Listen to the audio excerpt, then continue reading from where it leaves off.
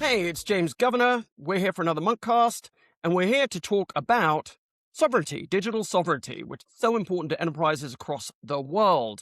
With me today, I have Jason Willeford, Global Lead for Secure Global Support at Red Hat.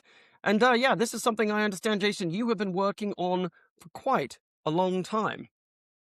Yes, James. Thanks for that introduction. It is. So, just to give a quick overview, I know we'll dive deeper into the offerings, but I stood up confirmed stateside support about 10 years ago here in the U.S., and I've long since known that the needs of security, the needs of public sector were not just unique to the United States, and it took some time to break into the European market, but once I did, it took off, and we last year we launched confirmed sovereign support for the EU, and I can get into kind of what that means later in the broadcast. But yeah.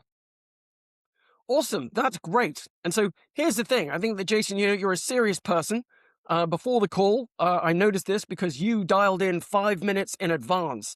And I thought, I'm pretty sure that Jason has a history, possibly in the military, with that kind of timekeeping.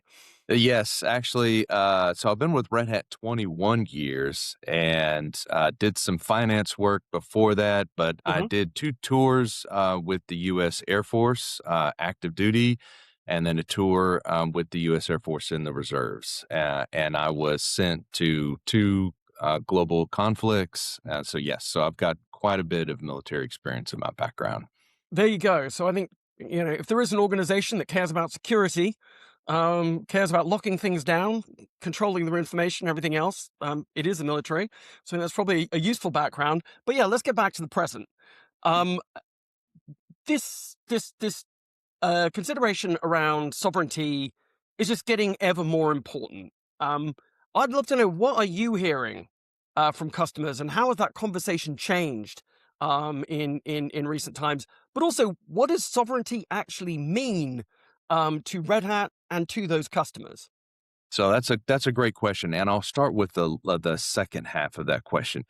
Sovereignty is different things to different people, and I like to describe it in the form of like a spectrum of security and operational sovereignty, data sovereignty. At one end of that spectrum, you have simple, biometric security, physical security, things of that nature.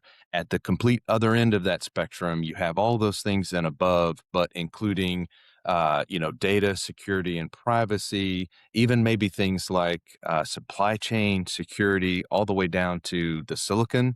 So Hmm. there's a wide range of what sovereignty is to different people. The first part of that question.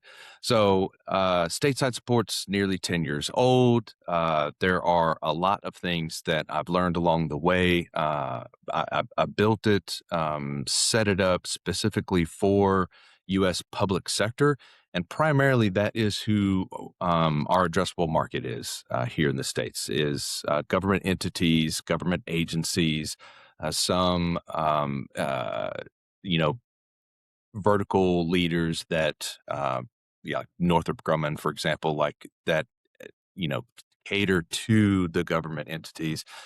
But what we have learned in launching sovereign support for the EU, way more than just public sector cares about sovereignty in the EU.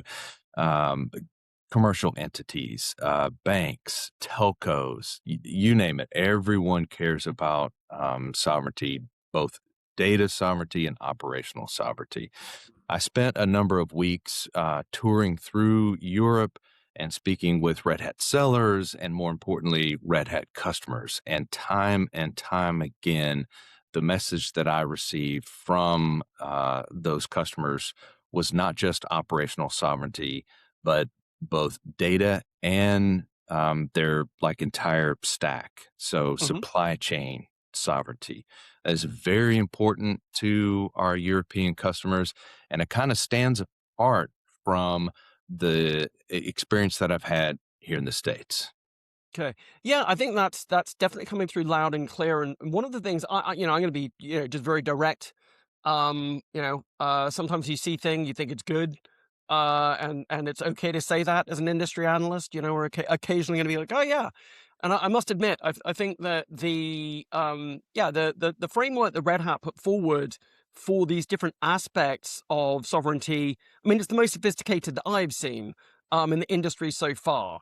So, I think sometimes you're just like, oh, digital sovereignty, that just means you need to either host it in a local data center, put the data in one place. But of course, there are so many other aspects. You go and talk to French, German organizations, they're going to be like, we actually need French or German employees, certainly European employees, to be the one that are doing the service and support. You've got the aspects you've said, some of physical security as well. You need to be thinking about the devices, the edge. And once we start to layer these things, data sovereignty, operational sovereignty, location-based sovereignty, all of these things, it is quite complicated. And on that note, so you are, Red Hat is increasingly, to your point, taking a full stack approach. Can you talk a bit more about that and what that stack might look like? Yeah, so you're right. It is getting sovereignty is the spectrum of sovereignty is getting ever more complex. And what Red Hat wants to do is decomplex that for its customers. Hmm. And we want to provide a full spectrum, and it will, even with Red Hat at the helm, it will still get more complex the further that you go. But Red Hat will be with its customers along that journey. So at one end of that spectrum, it's operational sovereignty. So we stood up and launched confirmed sovereign support in March. Along with that, it's EU citizens on EU soil, and the data sovereignty that goes along with that. So, Hmm. and I have to double click down on data sovereignty for a moment. So, Love that. Love some double clicking down. Come on, this is Red yes, Hat. We when definitely, you talk always go about deep. always go deep, always go deep. When we talk about data sovereignty, there are a number of things that can fall into that category. Customer data, data that gets put into support tickets, data that gets put into applications that may be residing on a customer's edge systems or customer's data center or a customer's cloud workloads.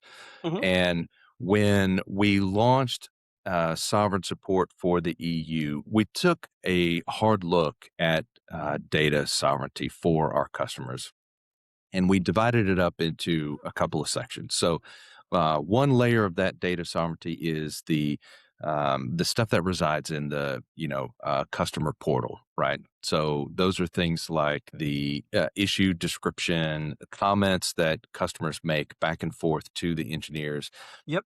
and the metadata that's associated with that. Now, our ticketing system, and I'm going to be honest, it is Salesforce. That's no secret.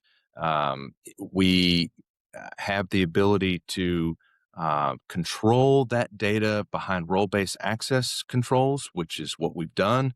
Hmm. And for our European customers, that role-based access controls are controlled by my team. We hold the keys. So Okay. it's not some admin in some faraway location that might accidentally click a button and expose a European customer's metadata to the rest of Red Hat. For global support, that is the case. So if you are a customer and you have global support, you can receive your support from anywhere around the globe. Red Hat, like most technology companies who provide intricate and very well-rounded support, use a follow the sun model, which means the support follows the sun. So we have support centers Yeah, around the globe, absolutely. I, and they go day by day around the globe. The EU Mhm. support is a 24-hour in the EU support offering. So if you open up a support ticket at 2 a.m. local time on any given, weekday or weekend, you're Mhm. going to get support from my team if you're So a this CSS creates customer. a bit of an overhead for you, frankly, and I'm not saying that's a bad overhead. I mean, that you're meeting a customer need. But obviously, yes, there is a different way of working here when you're not following, when you can't just say, "Oh, the next time zone takes on support roles." That's a very different that's very different from a support organization perspective. It is a very different from a support organization. Senior subject matter experts, like most everybody, don't want to be working swing shift, night shift. Mhm, But that is what we've done. So we have senior level experts that are working sovereign support cases at 2 a.m. on a Saturday night. And that is just a reality for where you have to be when you want to provide this level of support to your customers. Not only do we have, you know, very well seasoned, trained engineers 24 hours a day, but those engineers provide a different level of service to their customers. It's a much higher touch. So you're dealing with a smaller subset of very strong, capable engineers, as well as a smaller subset of a customer base. And that lends itself to those engineers developing very strong relationships with their customers. That was something that I learned through standing this up here in the US. And mhm, it's not something that I set out to do, yep. but it is a byproduct of the level of support that we're providing our customers. Um, and before we get too far away from data sovereignty, I wanted to go back and talk about that spectrum. So you've got your metadata that you put into By the way, actually, support I just tickets. wanna jump in here Yeah, myself, Jason, before let's get back to that because, one of the foundational needs here, and I think arguably why this is more important than ever, we haven't I mean, it's 2026 and, we've been on this call for about 20 minutes. We have not yet mentioned AI, but I have to say, so organizations are AI sovereignty is gonna be increasingly important, and certainly absolutely, where this meets, I think, is this buzzword in AI at the moment, which is context. So the idea that we need to be able to feed the agents the enterprise or organizational context so that it can do a better job of developing software or building a business process. But there's a lot of governance that's required. What I'm seeing in talking to organizations, and not just from a sovereignty perspective, but the what you don't want to do is just to feed the beast. You don't want to just say, okay, we're going to give the model complete access to all of this data. We need to be absolutely concerned about PII. Um, absolutely. we need to, and it might be, we're doing what, I'm seeing organizations. I was talking to one just the other week, and they're like, oh, well, we've got this problem which uh where we basically fed 15 years of SharePoint documentation into the model, and needless to say, it came up with kind of hinky answers that were not meeting the organization's current requirements. That's absolutely the kind of thing you don't want to do. And I feel like there might be a play here where, frankly, the digital sovereignty work will play into more effective AI work because certainly nobody wants to just. In fact, we saw this explicitly talking to European organizations saying we will not use ChatGPT because we just don't feel we have that trust factor. Well, at this point. So yeah, to me, I think hearing you talk about context and data sovereignty, AI sovereignty is very closely associated with that, particularly because everyone's like, give more context, give more context. Sometimes you don't want to give more context to the model because A, you might be getting worse answers, but B, pretty clearly, you don't want PII, you don't want organizational secrets to find their way into these models. Absolutely, absolutely. So you brought up a really good point and a strong point, and I think this is something that our European customers are still trying to figure out for themselves. Hmm. This whole thing, sovereignty wise, for some of our customers is old news, but for many of our customers, this is still very new. And as you said, how does AI play into the space? All of this is not only very new, but developing very rapidly. And so one of the things that makes Red Hat very strong in this is that we give the keys to the customer for their entire stack. So Right. it's open source. They can run their data where they want, how they want, and that includes the AI models as well. So they can run AI local in their data center. They can give it access to the specific data that they care about. And like you said, keep PII data out of it, Hmm. keep sensitive data out of it. And those are extremely important things that I think our customers need to be thinking about when they start to dip a toe or dip a foot into the AI space. Where is that data coming from? What processing is happening to their data, and where is it being processed on? Is it being picked up and going to a U.S. based model that's being processed there and then sent back? Is it Hmm. being processed locally? Where did the model come from in the first place? What data was it trained on? These are all questions that our customers need to ask, not only of themselves, but of their vendors. And I fully include Red Hat in this list, of course, but that that list goes way deeper than just Red Yeah. Hat. And customers, I don't want to sound any alarm bells, right? There's going to be a lot of things Honestly, that Jason, I don't think you need to. customers do.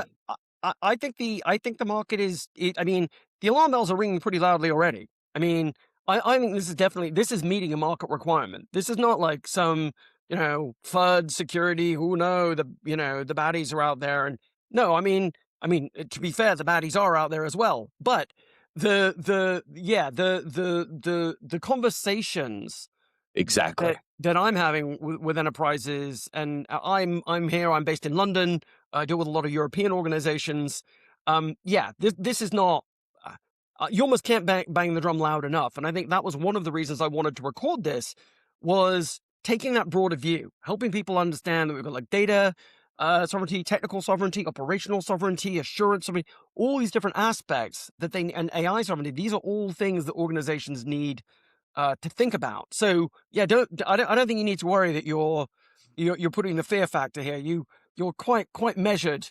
Yeah, I think it's important for customers to be asking this of themselves and be Yep, asking this of their vendors, and quite frankly, they need to be more strongly worded. I think when they're talking to their vendors, yep, we all have the ability to meet the customers where they are, and Red Hat for one does a really good job of meeting the customer where they are. yep, Sending me around a tour of Europe is one of those ways so that I can learn about what our customers' needs truly are, help educate our customers on the offerings that Red Hat has, and then take some of that back, get to work, tweak the offerings that we have, maybe come up with new offerings to hmm, meet the customers' demands.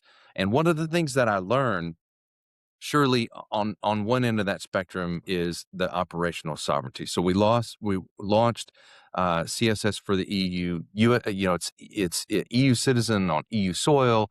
The data that the customer uploads to us stays in the EU.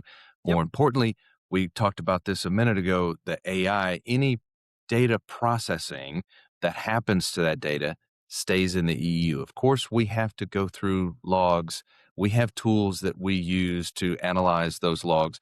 All of that support infrastructure resides in the EU. And so that's one end of the spectrum. The other end of that spectrum is, how does Red Hat address its software stack? How does a Red Hat help the customers address their software stack? Another kind of step in that direction is Project Lightwell. So Red Hat is going to be helping its customers kind of fight AI with AI. So one of the things that by the way, everybody, I have another podcast coming up about Lightwell. It's good, very good, interesting. If you are an organization using Java, and that's pretty much every enterprise out there, absolutely, listen to the podcast. We got more coming along about this. But yeah, Jason, why don't yeah, so good watch out for plug, that, everyone. But Jason, go ahead yeah, and good make your plug point. for Lightwell. But it all comes back to providing a level of assurance and sovereignty to our customers, whether that is operational sovereignty or like Lightwell is addressing the software stack above Mhm. Red Hat. So of course we can take care of our own stack, but we want to help customers take care of their sovereignty and their assurance in the rest of their open source stack. Can I ask you a So question about that, yep, Jason? yep. So you've talked about asking tough questions of your vendors, and I think that's great. Is there a role for Red Hat to play? Like, do some of these, if you're talking to a major organization, one of your major customers, I mean, one thing that Red Hat has always done actually is provided assurance. If we think about, look, I'm running SAP on Red Hat, there's a level of assurance about the operations of that environment. Red Hat's always been a sort of uh, supported folks that are up the stack. Our organization's saying, "Hey, Jason, we appreciate what you're talking about. Can you help us ask tough questions?" Or do your vendor partners? How do we know that a Red Hat partner has the same level of rigor that Red Hat has, if that makes sense? James, that is an excellent question, and so I'll go back in history a little bit. You mentioned SAP, so one of those things is SAP RHEL for SAP. Yep, That is a partnership that we went into with SAP. We can give our customers, we can extend the strength and resiliency that Red Hat has with its partners. We can extend that to our customers. And we've always done that, whether that is working with our OEMs, yep.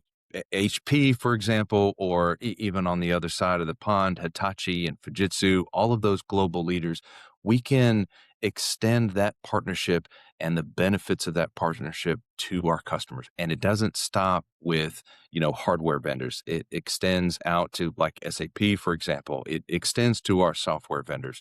We're doing some amazing things with these partners, and we can provide that level of assurance and level of quality onto our customers who of course don't have the resources, don't have the monetary will to bring a partner closer to them. They can leverage the work that we already do with our partners. Okay, yeah, that makes sense to me. So, I mean, talking partners, you've got another partner which is even bigger than Red Hat, and that's the people that own Red Hat. So IBM. So they introduced fairly recently the IBM Sovereign Core. You've spoken about the full stack. So is that something that you're involved with? What's the Sovereign Core initiative? Is that something that EU customers and other global It customers is. would be It interested in? What's the story It there? is, it is. So it's a complete sovereign, cloud in a box, provided by IBM. Red Hat is part of that stack with IBM applications. The operational sovereignty behind that for the Red Hat pieces is my team. Okay. So I am very close to Sovereign Core. And as the IBM stack gets further developed and further released to other regions around the globe, my support organization will follow. So right now, we just have the EU support.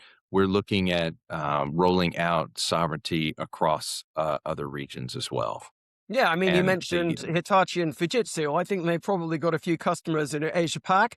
I think they're pretty clearly, Japan is a market that is going to be looking to these sorts of solutions, and one would expect that across, as I say, across Asia Pac. So, absolutely. yeah, Absolutely. And Red Hat is listening and responding.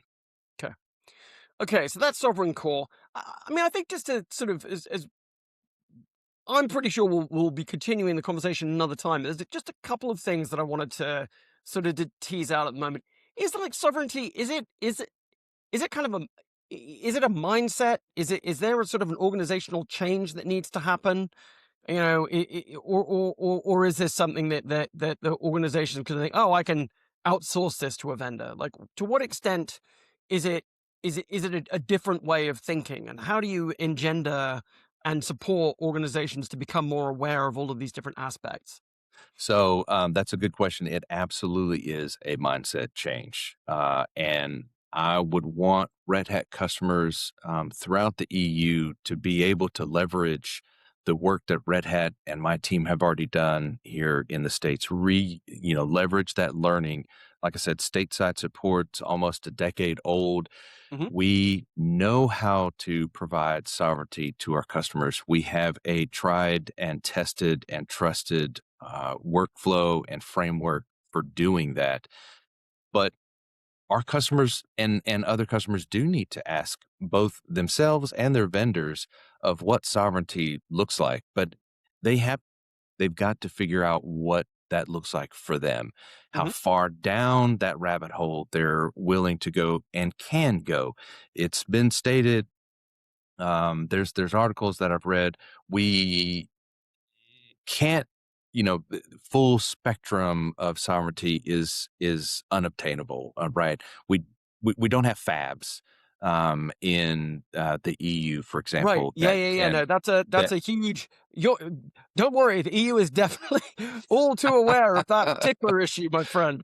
right, right. Um, So we're always going to have to mitigate the risk. So we can't completely eliminate it, but you have to ask yourself, what are the risks that I'm encountering? What are the mitigations that we have? Ask those of yourself and mhm. your vendors, right? I have had multiple conversations and I enjoy having these conversations with our customers, and they do ask, tough questions, and I want everyone to understand these questions and these answers. Don't hide in some corner somewhere. If you're, some, level three engineer for a customer and discovering issues, and bubble those things up, get people talking about it. At the very least, I want people talking about these things, not only of themselves, but their industry peers and their vendors. That's awesome because I was actually going to ask you that very question.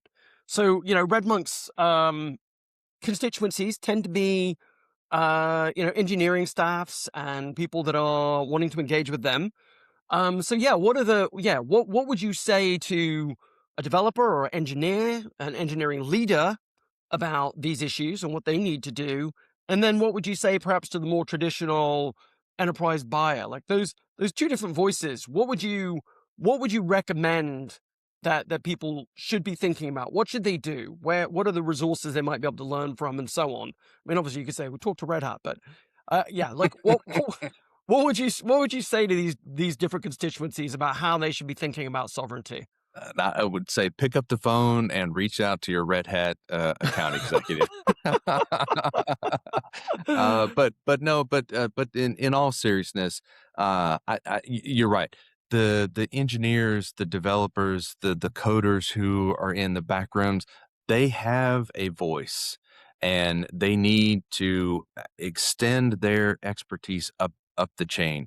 Take those things that they see in the application stack, in the operation stack, and discover those vulnerabilities, those risks, and elevate the conversation. Mhm, I think that is extraordinarily important because the leadership in many organizations unknowingly rely on those voices to be heard. And if you are an engineer, a developer, and working on your little corner, your little cog in an application stack, and you don't say something, then that is risks that just get absorbed and could potentially become, a much bigger problem down the road.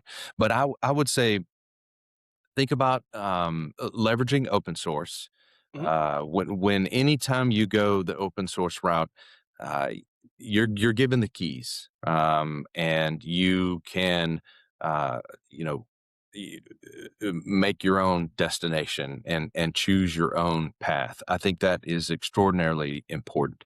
If you are on the other end of that spectrum, you certainly want to leverage expertise in that industry. Red Hat has it in spades. Of course, I'm very biased, but we have extraordinarily strong services organization that knows the stack completely up and down, knows the solutions, knows what the industry needs, and can help those customers, you know, you complete that journey, even if they are still in the solution development stage, right? Okay. Red Hat consultants and Red Hat services can certainly help customers move through that journey, and I think that's important. But again, of course, I'm very biased. Open source is definitely the way to go.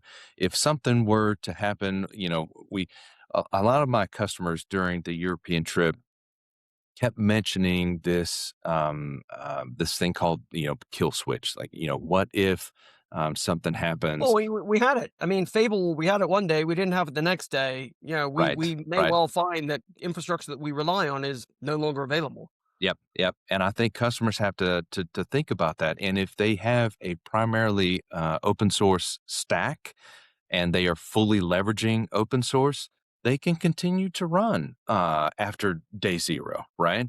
And let the geopolitical situation, So resolve open its source mitigates your risk against the kill switch. against the kill switch. Yeah, yeah. Because you own the software, you own the stack, right? You own the keys to your kingdom, so to speak.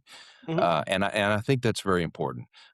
So when customers are developing, their own workflows, their own applications, their own tool chains, they need to take these things into consideration. And I think it's very important. And it is, I don't want to say wake up call, right? But for executives out there, I feel like what we're going through today and yesterday and the geopolitical things that we have situation we've kind of found ourselves in, I think it is a wake up call to executives to be thinking about these as we go through our journey. And Okay. certainly Red Hat can help customers along that open source adoption. That's awesome. I mean, we all need to get better at this stuff. I mean, there's current stories in the news in the UK and the EU at the moment. I mean, Hungary continues to use some Chinese surveillance cameras. And there might just be a little backdoor in there. Some of them have been blacklisted, still being used.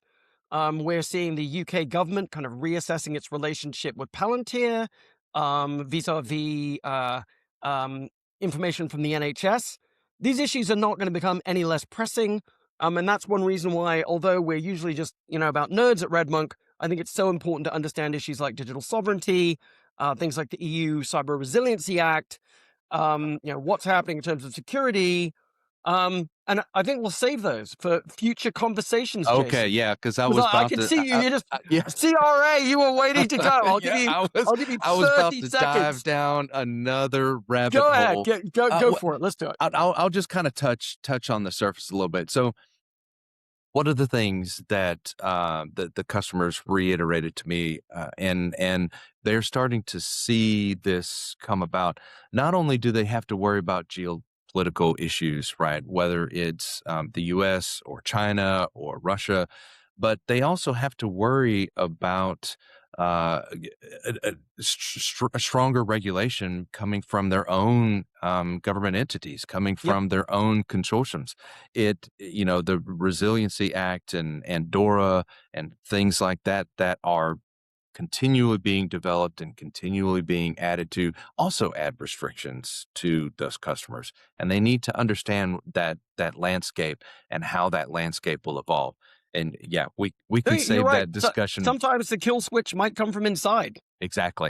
Yep. Absolutely. Absolutely. So again, another plug for open source. Like they get to keep running, after day zero. There you go. RedMonk loves a plug for open source. And on that happy note, let's wrap the conversation up today. That's another Monkcast. Jason Willeford, thanks so much for joining us today. Thank you, James, for having me. I appreciate it. And I look forward to talking to you again. Great. And to all the rest of you, those of you that are interested in this topic, and I hope there are a lot of you that just stuck with us, you should subscribe. You should keep on listening, like this content, share it with people, because as Jason says, sovereignty is everybody's job. This is something we all need to think about. And yeah, we've got some interesting content coming soon.